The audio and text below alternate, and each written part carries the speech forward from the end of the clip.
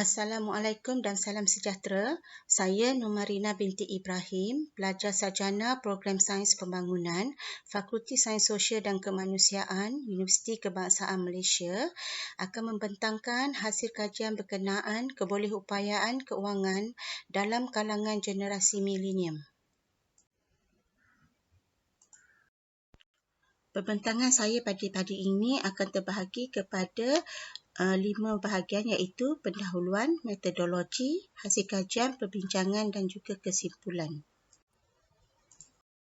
Pada slide pertama saya iaitu berkenaan pengenalan, saya akan menyatakan beberapa kajian yang melihat kepada kepentingan untuk mengkaji kebolehupayaan kewangan dalam masyarakat.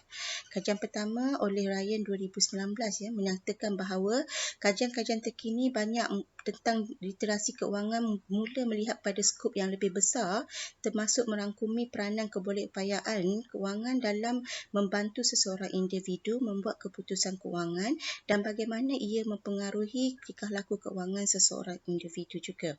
Atkinson et al. Pada tahun 2006 mengatakan bahawa peningkatan kesedaran tentang keperluan untuk melihat kepada faktor dan elemen lain dalam mengkaji literasi kewangan telah memberikan tumpuan kepada mempromosikan kebolehupayaan kewangan kepada pengguna. Lam pada tahun 2015 pula mengatakan bahawa apabila kebolehupayaan kewangan seseorang individu dalam masyarakat ditingkatkan, ia akan dapat meningkatkan kesejahteraan ekonomi dan juga mengurangkan jurang pendapatan dalam sesuatu komuniti atau masyarakat tersebut. Oleh itu, dapat kita katakan bahawa kesejahteraan kewangan ini tidak hanya kita lihat kepada pendidikan kewangan dan perancangan kewangan saja, tetapi faktor kebolehupayaan kewangan juga perlu dikaji terutamanya pada generasi milenium hari ini.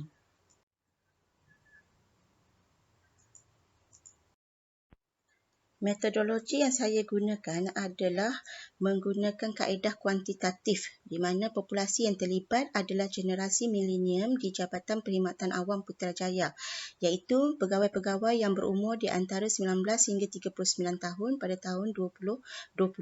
Saiz sampel yang saya dapat adalah sebanyak 270 orang berdasarkan kiraan oleh Yamani 1967. Kaedah persampalan yang digunakan adalah persampalan rawat sistematik, memandangkan saya mempunyai senarai penuh pegawai-pegawai di Jabatan Perkhidmatan Awam Putrajaya. Dan instrumen yang saya gunakan bagi kajian ini adalah borang soal selidik. Kajian rintis telah saya buat pada Januari 2020 dan skor nilai tahap kebolehupayaan yang diperolehi memenuhi syarat kebolehupayaan yang dinyatakan oleh LIM 2007. Seterusnya, analisis yang digunakan bagi kajian ini adalah deskripti yang melihat kepada kekerapan, peratus, purata dan sisihan piawaian.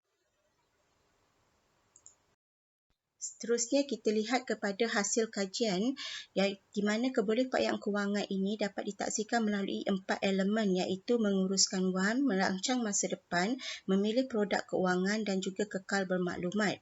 Bagi skor perkara pertama iaitu menguruskan wang, nilai purata yang diperolehi adalah 4.21 pada tahap tinggi yang menunjukkan bahawa responden mengamalkan pengurusan wang yang baik.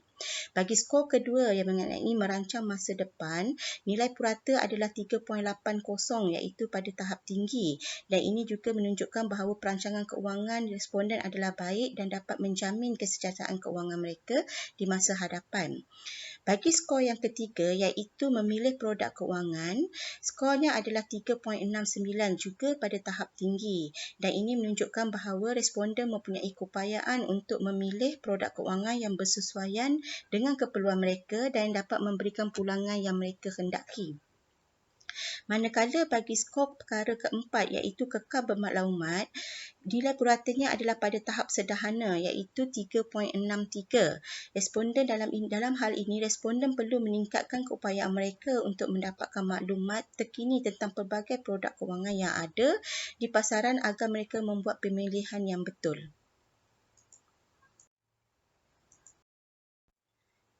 Tiga elemen kebolehupayaan keuangan itu memberikan nilai purata yang tinggi manakala satu elemen memberikan nilai purata sederhana. Oleh itu, keseluruhan kebolehupayaan keuangan nilai generasi milenium di JPA memberikan nilai purata 3.83 iaitu pada tahap tinggi. Seterusnya kita masuk kepada perbincangan terhadap hasil kajian ini bagi elemen kebolehbayaan kewangan. Bagi elemen pertama iaitu menguruskan wang, dapatan ini disokong oleh Muhammad Fazli dan Farhana 2015 yang mengatakan bahawa pengurusan wang baik akan dapat membantu generasi muda mengesan dan merekodkan penggunaan wang mereka agar keperluan hidup mereka dipenuhi dan juga membuat keputusan yang betul apabila mereka berada dalam situasi keuangan luar jangka. Bagi elemen kedua, merancang kehadapan, ia adalah seperti yang dinyatakan oleh Lisha 2016 di mana perancangan keuangan melibatkan banyak aspek seperti membuat bajet bulanan agar perbelanjaan dibuat secara berhemah, menguruskan kredit pinjaman secara berkesan, menyimpan untuk hari hadapan terutamanya kepentingan untuk mempunyai simpanan kecemasan dan juga membuat pelaburan yang betul agar ia dapat memberi pulangan kekayaan kepada individu tersebut. Bagi elemen ketiga iaitu memilih produk kewangan, ia adalah seperti yang dinyatakan oleh Silu dan Ramana 2018 yang mengatakan pelbagai pilihan produk kewangan membolehkan seseorang individu itu membuat pilihan kepada produk yang bersesuaian dan memenuhi keperluan mereka terutamanya semasa keadaan ekonomi yang tidak bagus. Ini adalah bagi memastikan mereka tidak membuat pilihan kewangan yang membawa kerugian kepada mereka. Bagi perkara elemen keempat iaitu kekal bermaklumat, Silu dan Ramana juga mengatakan bahawa generasi milenial perlu didedahkan dengan kepentingan untuk memastikan diri mereka mendapat maklumat dan nasihat keuangan daripada sumber yang sahih. Ini agar maklumat tersebut tepat dan boleh dipercayai dan mereka membuat keputusan yang betul. Seperti yang kita sedia maklum, generasi milenial ini adalah satu generasi yang amat terdedah kepada teknologi maklumat dan dinyatakan oleh Silu dan Ramala 2018, individu yang terdedah kepada teknologi maklumat ini terutamanya melalui penggunaan telefon pintar, mereka ini bukan sahaja mendapat lebih pemahaman tentang produk kewangan yang ditawarkan, tetapi mereka juga mempunyai akses mudah kepada pelbagai perkhidmatan kewangan atas talian. Dan Mark 2011 pula menyatakan bahawa tahap kebolehbayaan kewangan seseorang itu memberikan gambaran terhadap tahap pengetahuan mereka tentang kewangan, keupayaan mereka untuk menguruskan wang dan juga bagaimana mereka mengawal kewangan mereka. Akhirnya, saya pergi kepada kesimpulan terhadap hasil kajian saya. Daripada hasil kajian ini, dapat saya rumuskan bahawa pengurusan wang yang baik amatlah penting untuk membantu golongan muda ini mengesan dan juga merekod penggunaan wang mereka. Ini bagi memastikan keperluan hidup mereka sentiasa dipenuhi.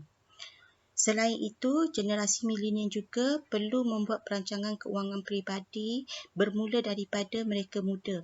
Walaupun pada masa itu mungkin jumlah pendapatan mereka adalah kecil.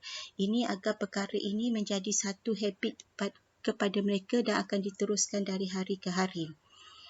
Satu perkara yang perlu diberi perhatian kepada responden saya adalah keperluan untuk memastikan mereka sentiasa kekal bermaklumat. Ini kerana maklumat dan nasihat keuangan daripada sumber yang sahih amatlah penting kerana maklumat tersebut tepat dan boleh dipercayai dan akan dapat membantu golongan milenial ini membuat tindakan yang bijak untuk memastikan kelangsungan kesejahteraan keuangan mereka sentiasa terjamin.